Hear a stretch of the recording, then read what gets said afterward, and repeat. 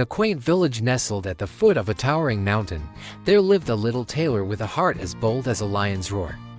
Though small in stature, he possessed a spirit brimming with courage and determination. This little tailor dreamed of grand adventures and daring deeds, longing to prove himself to the world. One day, as he sat stitching away in his tiny workshop, a great commotion erupted in the village square. A fearsome giant had descended from the mountain, terrorizing the villagers and demanding a tribute of gold and jewels in exchange for their safety. Filled with righteous indignation, the brave little tailor knew that he could not stand idly by while his village suffered under the giant's tyranny. With a steely glint in his eye and a needle in hand, he vowed to put an end to the giant's reign of terror once and for all. Setting out on his quest armed with nothing but his wits and his trusty sewing kit, the little tailor ventured bravely towards the mountain, his heart pounding with excitement and fear. Along the way, he encountered many obstacles and challenges, from treacherous cliffs to deep, dark forests teeming with danger. But the little tailor faced each trial with unwavering courage and ingenuity, using his quick wit and clever tricks to overcome every obstacle in his path. He sewed together a makeshift parachute from his spare cloth to glide safely across a yawning chasm, and fashioned a slingshot from his thimble to fend off a pack of ravenous wolves. Finally, after days of perilous journeying, the little tailor reached the foot of the mountain, where the giant's cave loomed ominously in the distance. With a determined stride, he marched into the cave, his heart pounding with anticipation. Inside, he found the giant asleep, his snores echoing through the cavernous chamber like thunder. With nerves of steel, the little tailor crept closer, his sewing kit clutched tightly in his hand. And then, with a swift and skillful hand, he began to sew. Stitch by stitch, he worked tirelessly, fashioning a net from the giant's own bedsheets until it was strong and sturdy. And then, with a mighty heave, he flung the net over the sleeping giant, binding him tightly from head to toe. With a triumphant shout, the brave little tailor emerged from the cave, dragging the captured giant behind him like a trophy of his victory. The villagers cheered and applauded, hailing him as a hero and singing songs of his bravery for generations to come. And as for the brave little tailor, he returned to his humble workshop, his heart aglow with pride and satisfaction. For though he may have been small in stature, he had proven that true courage knows no bounds, and that even the smallest of stitches can mend the greatest of wounds.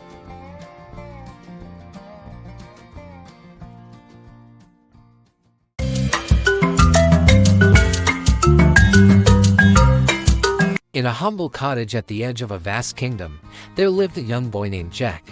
He was known for his adventurous spirit and kind heart, but his family was poor, and they struggled to make ends meet. One day, Jack's mother sent him to market with their last cow, hoping to sell her for a fair price.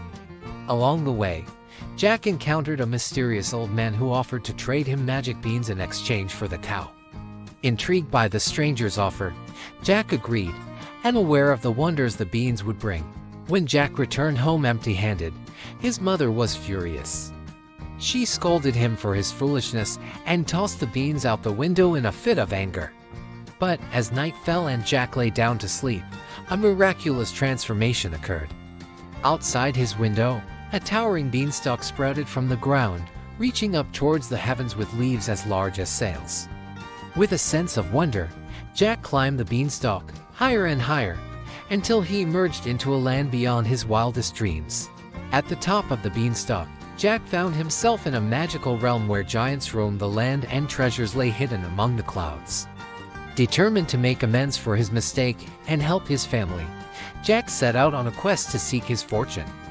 Venturing through the land of the giants, Jack encountered many challenges and obstacles along the way. But with courage and determination, he outwitted the giants and gathered treasures beyond imagination: bags of gold, jewels as bright as stars, and a magical harp that played the sweetest melodies. As Jack prepared to descend the beanstalk and return home, he was confronted by the largest giant of all, a fearsome creature with eyes like burning coals and a voice like thunder. But Jack stood his ground, brandishing the magical harp and playing a soothing melody that lulled the giant into a deep slumber. With the giant asleep, Jack descended the beanstalk and returned home to his astonished mother. Together, they marveled at the treasures Jack had brought back from the land above the clouds, their worries and troubles fading away in the glow of newfound wealth. From that day forth, Jack and his mother lived in comfort and happiness, their days filled with laughter and love. And though Jack had journeyed to the land of the giants and back again, he knew that the greatest treasure of all was the bond between him and his family, a bond that could never be broken by magic or adventure.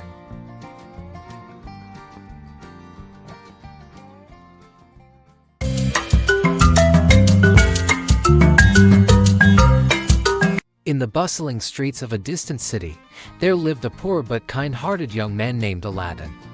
Despite his humble circumstances, Aladdin dreamed of a better life, filled with adventure and excitement. One day, while wandering through the market, Aladdin stumbled upon a mysterious old lamp hidden amidst a pile of discarded treasures. Curious, he polished the lamp until it gleamed like new, and to his astonishment, a powerful genie emerged from within. Grateful to be freed from his lamp after centuries of confinement, the genie offered Aladdin 3 wishes as a reward for his kindness. Overwhelmed by the possibilities, Aladdin pondered his choices carefully, knowing that his decisions would shape his destiny. For his first wish, Aladdin asked for wealth and prosperity, hoping to provide for his family and ease their burdens. In an instant, his meager surroundings transformed into a grand palace filled with treasures beyond imagination, his loved ones surrounded by luxury and comfort. For his second wish, Aladdin asked for the love of a beautiful princess, hoping to find true happiness and companionship. And with the genie's magic, he wooed the princess with his charm and kindness, winning her heart and earning her hand in marriage. But it was Aladdin's third wish that would truly test his character and courage. For when an evil sorcerer learned of the magical lamp and coveted its power for his own, he plotted to steal it from Aladdin by any means necessary. With cunning and deceit, the sorcerer tricked Aladdin into handing over the lamp, imprisoning him in a dark and desolate cave. But as Aladdin languished in captivity, he remembered the words of the genie and called upon him with all his heart.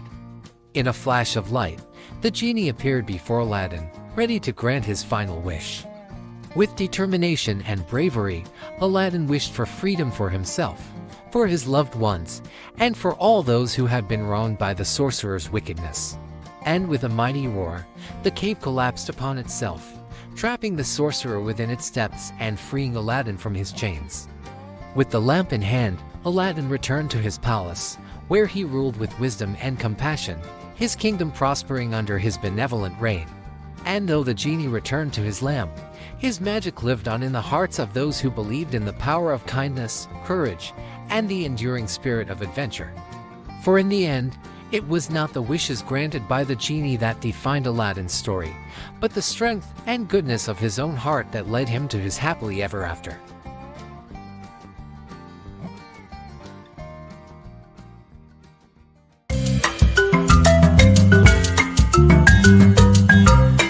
Once upon a time, in a quaint village nestled between rolling hills and lush meadows, there lived a mischievous boy named Peter.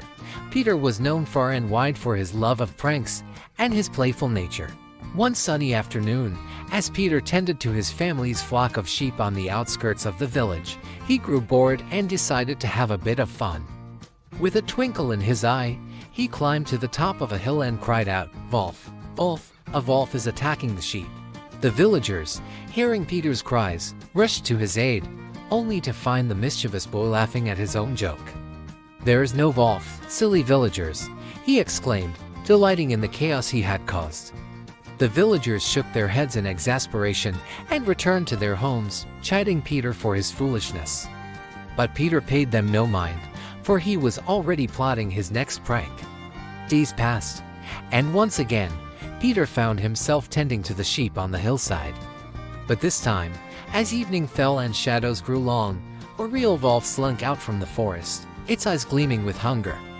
Terrified, Peter cried out for help, shouting, "Wolf! Wolf! Please, someone help me!" But this time, the villagers, remembering Peter's previous deception, ignored his cries, believing it to be another one of his tricks. Trapped on the hillside with no one to help him, Peter watched in horror as the wolf descended upon the helpless sheep, his heart heavy with regret. When morning came and the villagers discovered the devastation wrought by the wolf, they realized the consequences of their skepticism. But it was too late for the poor sheep, and Peter learned a valuable lesson that day. From that moment on, Peter swore never to deceive others for the sake of a joke. And though the villagers forgave him for his past transgressions, the memory of the boy who cried wolf served as a cautionary tale for generations to come, reminding them of the importance of honesty and the consequences of deceit.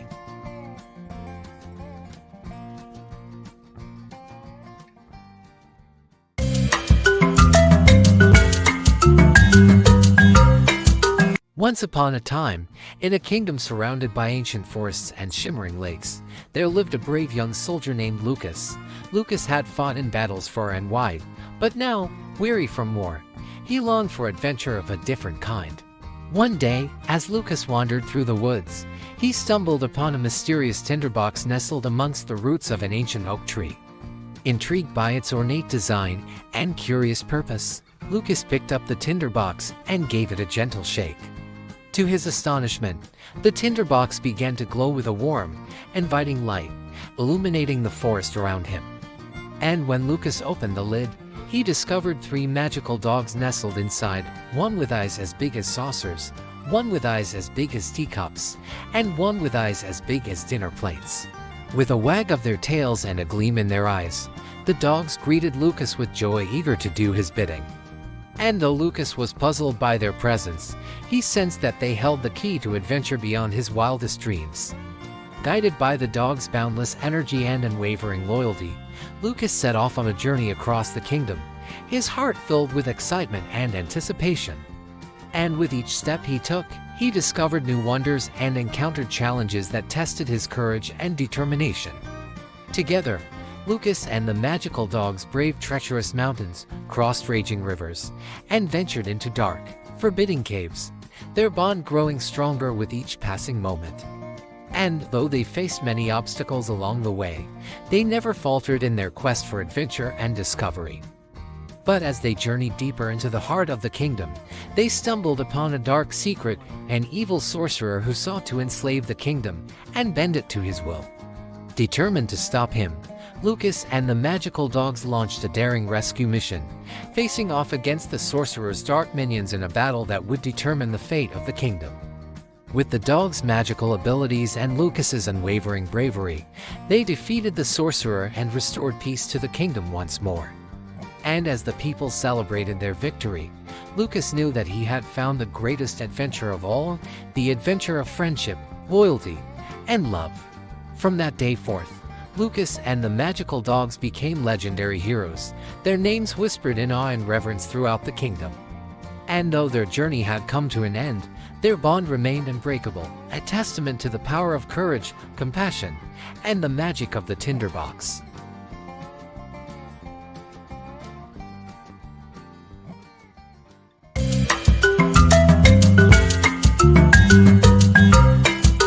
In a small village nestled deep in the heart of the Brazilian countryside, there lived a young boy named Matias.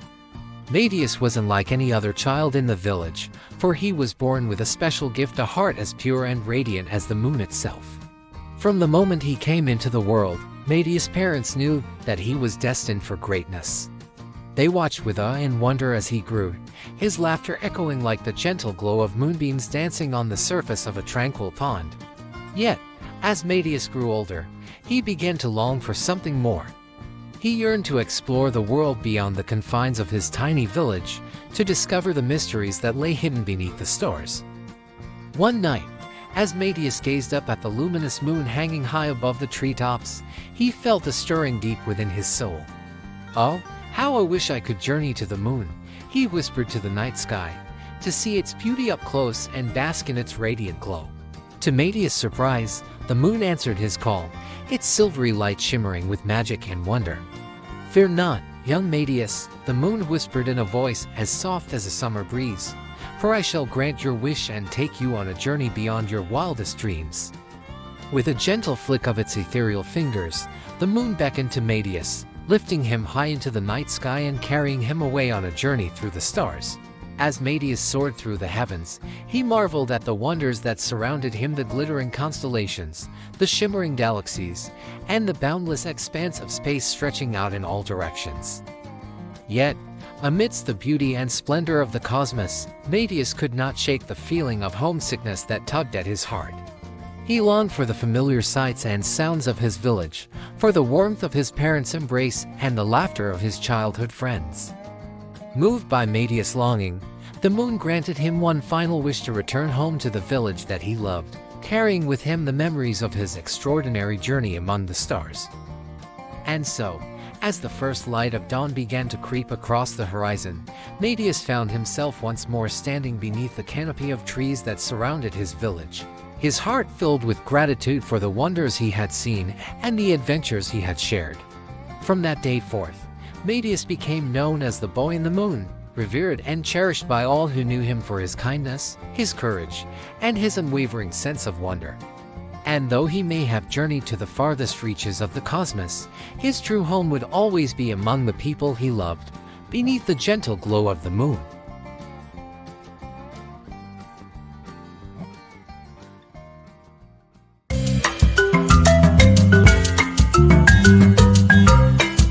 In a humble seaside village nestled between rolling dunes and azure waters, there lived a simple fisherman named Ali. Each day, he cast his net into the shimmering sea, hoping for a bountiful catch to provide for his family. One day, as Ali hauled in his net, he discovered a mysterious brass jar tangled amidst the fish. "Release me, mortal," bellowed the genie, his voice thunderous and commanding. Ali trembled in fear but found his courage and replied, "What would you give me if I set you free?" The genie's eyes gleamed with malice as he growled, "I shall grant you 3 wishes, but beware, for I am bound by neither kindness nor mercy." Ali pondered his choices carefully, knowing the power of the genie could bring either great fortune or ruin. Finally, he spoke his first wish, "I wish for a grand palace, filled with riches beyond measure." In an instant, the genie waved his hand, and before Ali stood a magnificent palace adorned with gold and jewels, its splendor unmatched by any mortal dwelling. With his second wish, Ali desired wisdom and knowledge to guide him through life's trials and tribulations. Again, the genie obliged, bestowing upon him the gift of wisdom that would serve him well in the years to come. For his final wish, Ali wished for the genie himself to be freed from the confines of the brass jar, no longer bound to serve at the whim of mortals. With a grateful smile, the genie granted his request, disappearing into the ether with a grateful nod.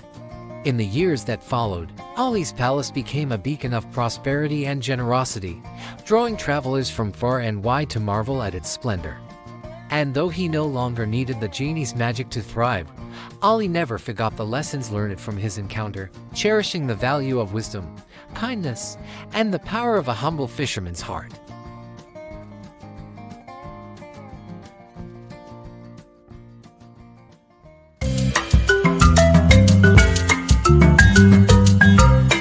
In the charming town of Hamelin, nestled amidst rolling hills and babbling brooks, there lived a talented musician known as Johann. With his flute in hand and melodies in his heart, Johann enchanted the townsfolk with his mesmerizing tunes.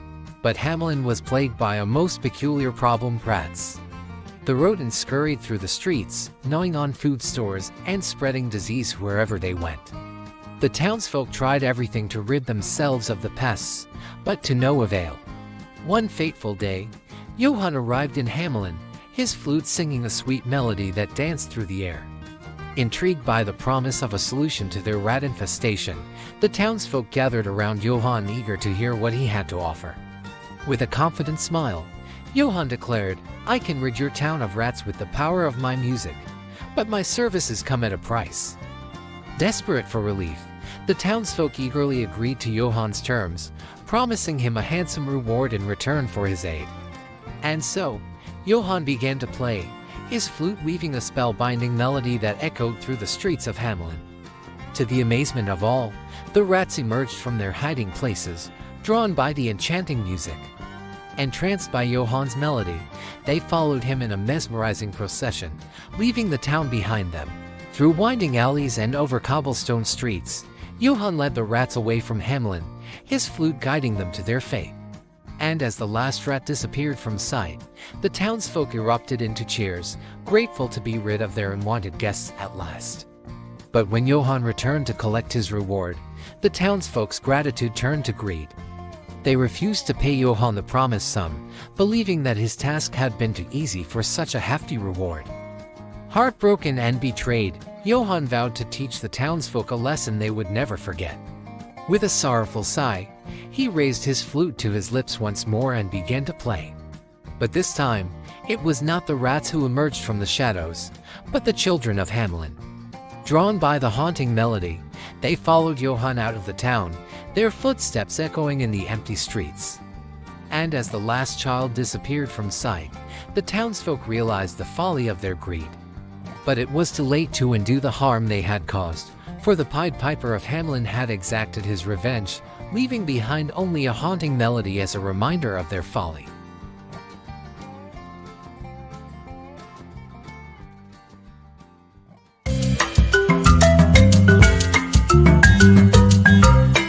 Once upon a time, in a faraway kingdom where snowflakes danced in the air and the sound of bells filled the crisp winter nights, there lived a young boy named Dmitri. Dmitri had no family, no home to call his own, but he possessed a gift that set him apart from all others, a gift of music.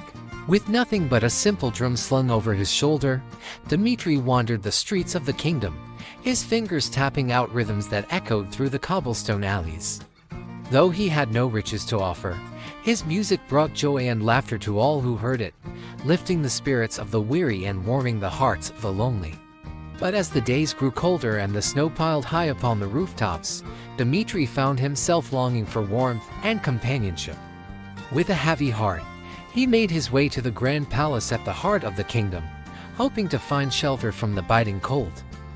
To his surprise, the palace gates swung open before him, and Dmitri found himself welcomed inside by the king and queen themselves. They had heard tales of the little drummer boy whose music had touched the hearts of their subjects, and they wished to repay him for his kindness. And so, Dmitri was given a warm bed to sleep in, a feast fit for a king to fill his belly, and the company of the palace musicians, who marveled at his skill and talent. But despite all the luxuries that surrounded him, Dmitri could not shake the feeling of loneliness that gnawed at his soul. As the kingdom prepared for the grandest celebration of the year, the birth of a new prince, Dmitri longed to give a gift worthy of the occasion. But with no treasures to his name, he feared he would be unable to show his gratitude to the royal family for their generosity. And then, inspiration struck.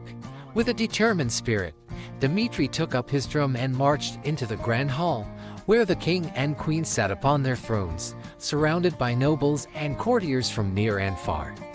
With a steady hand and a joyful heart, Dmitri began to play, his drumbeat weaving a tapestry of sound that filled the hall with warmth and light.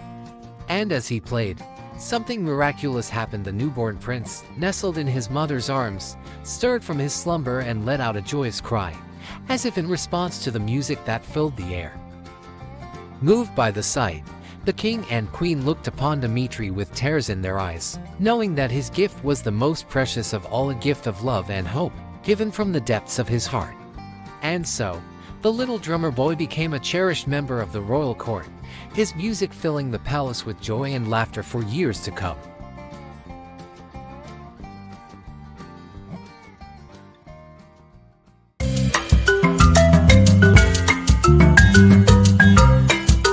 In a quaint village nestled among the misty mountains of ancient Japan, there lived a young boy named Hiro, while other children played in the fields and chased after butterflies.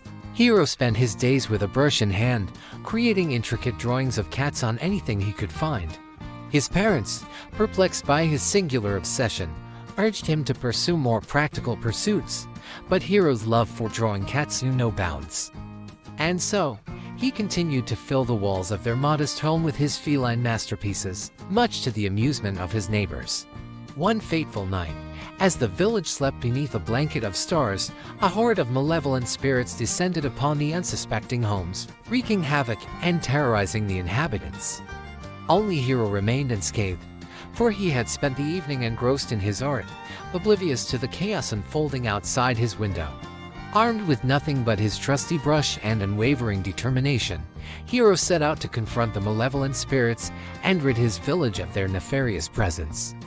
With each stroke of his brush, he summoned forth a legion of spectral cats, their eyes blazing with an otherworldly fire. The cats, loyal to their creator, leapt into battle with ferocious determination, driving the spirits back with their claws and teeth. And as the first light of dawn broke across the horizon, the malevolent forces retreated, defeated by the bravery and ingenuity of a boy and his cats. From that day forth, Hiro was hailed as a hero, his drawings revered as talismans of protection against evil spirits. And though he continued to fill the walls of his home with his beloved cats, his talent was no longer seen as a mere eccentricity, but as a gift, one that had saved his village from certain destruction. And so, the legend of the boy who drew cats lived on, whispered among the rice fields and immortalized in the paintings that adorned the walls of every home. For Hiro had proven that even the smallest of beings could wield great power, so long as they had the courage to follow their passion and the strength to face their fears.